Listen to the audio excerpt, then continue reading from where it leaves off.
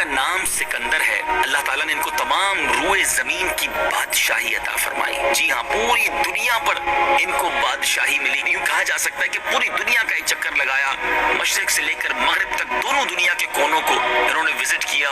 حضرت ذوالقرنین نے 3 سفر کیے اور ان 3 سفروں کا حال قرآن میں بیان ہوا ہے۔ جی ہاں، کیسی عظیم شخصیت ہیں کہ جن کے سفروں کے احوال قرآن میں بیان ہوئے۔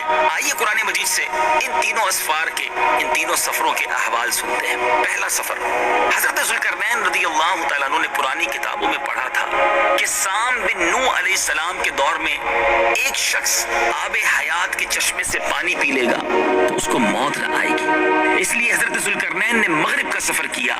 آپ کے ساتھ حضرت خضر علیہ السلام بھی تھے۔ وہ تو یعنی حضرت خضر علیہ السلام تو آب حیات کے چشمے پر پہنچ گئے اور اس کا پانی بھی پی لیا، مگر حضرت ذوالقرنین کے مقدر میں نہیں تھا اور وہ آب حیات کے چشمے سے پانی پینے سے محروم ہو گئے۔ اس سفر میں آپ جانب مغرب روانہ ہوئے تو جہاں تک آبادی کا نام و نشان ہے وہ ساری منزلیں طے کر کے آپ ایک ایسے مقام پر پہنچے کہ انہیں سورج غروب کے وقت ایسا نظر آیا کہ ایک سیاہ چشمے میں ڈوب رہا ہے، جیسا کہ سمندری سفر کرنے والوں کو آفتاب سمندر کے پانی میں ڈوبتا ہوا نظر آتا ہے۔ وہاں ان کو ایک ایسی قوم ملی جو جانوروں کی کھال پہنے ہوئے تھی، اس کے سوا کوئی دوسرا لباس ان کے بدن پر نہیں تھا اور دریائی مردہ جانوروں کے سوا ان کی غذا کا کوئی دوسرا سامان نہ تھا۔ یہ قوم ناسک کہلاتی تھی۔ حضرت ذوالقرنین نے دیکھا کہ ان کے لشکر بے شمار ہیں اور یہ لوگ بہت ہی طاقتور اور جنگجو ہیں، تو حضرت ذوالقرنین نے ان لوگوں کے گرد اپنی فوجوں کا گھیرا ڈال کر ان لوگوں کو بے بس کر دیا۔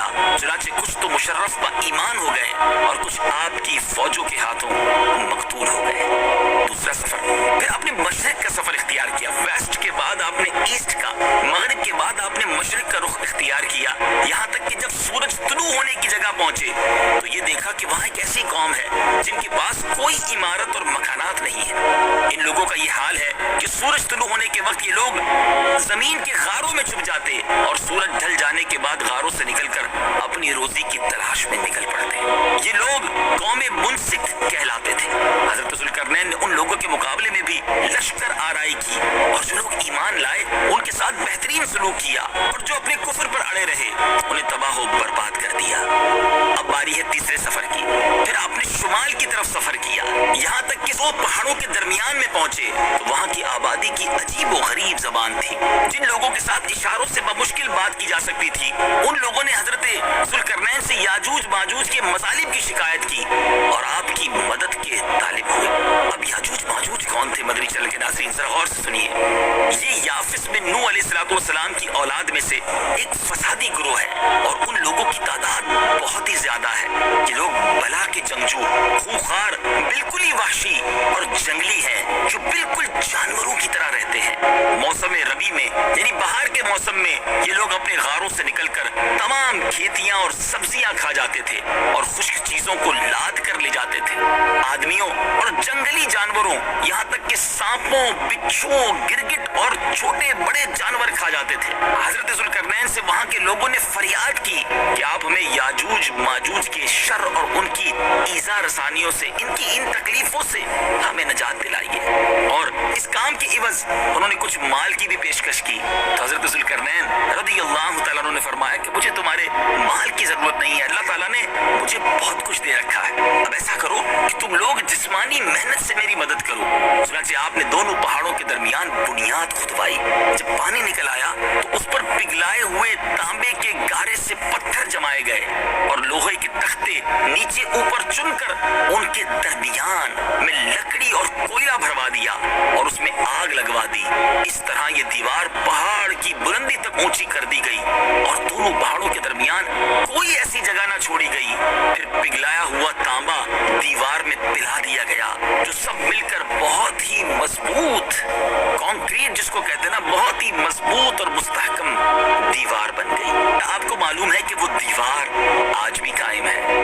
یاجوج ماجوج جس قوم کا ہم تذکرہ سن رہے ہیں وہ خطرناک قوم آج بھی موجود ہے۔ جی ہاں، ہزاروں سال اس واقعے کو گزر چکے ہیں، یہ دیوار بھی موجود ہے اور یاجوج و ماجوج بھی موجود ہیں۔ یہ دیوار کب ٹوٹے گی؟